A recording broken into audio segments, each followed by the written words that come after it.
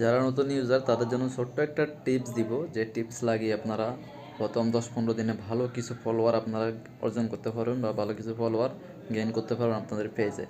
তো সেটা কীভাবে, সম্পূর্ণ ভিডিওটা দেখবেন তাহলে শিখতে পারবেন। তো আপনার যদি একটা ফেসবুক পেজ নতুন থাকে বা নতুন কন্টেন্ট ক্রিয়েটর হতে চাচ্ছেন, তাহলে কিন্তু এই ভিডিওটা আপনার জন্য খুবই গুরুত্বপূর্ণ এবং খুবই কার্যকরী। তো তার আগে আমাদের এই ছোট্ট পেজটি যারা এখনও ফলো করেন, একটা ফলো দিবেন, একটা কমেন্ট বক্সে কমেন্ট করে যাবেন, তাহলে নতুন নতুন ভিডিও সবার আগে কিন্তু আপনি পেয়ে যাবেন।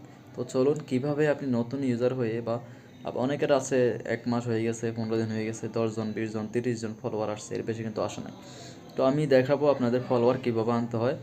বা আপনার একটা পেজ আছে, আপনার বন্ধুবান্ধব অনেকে ফেসবুক আইডি কিন্তু চালায়, তো কিন্তু এমন একটা টেকনিক শেখাবো, হয়তো পুরান যারা ইউজার তারা কিন্তু জানেন, নতুন ইউজার আর জানেন না অনেকে অনেক কিছু। তো যারা নতুন তাদের জন্য কিন্তু এই ভিডিওটা, সম্পূর্ণ ভিডিওটা দেখবেন, টেনে টেনে দেখবেন না। তো চলুন আমি স্ক্রিনে গিয়ে দেখাবো কীভাবে আপনি ফলোয়ার গেইন